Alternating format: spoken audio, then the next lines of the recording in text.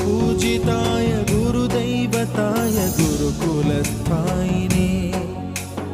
गुरुविक्रमाय गुह्यप्रवराय गुरवे गुणगुरवे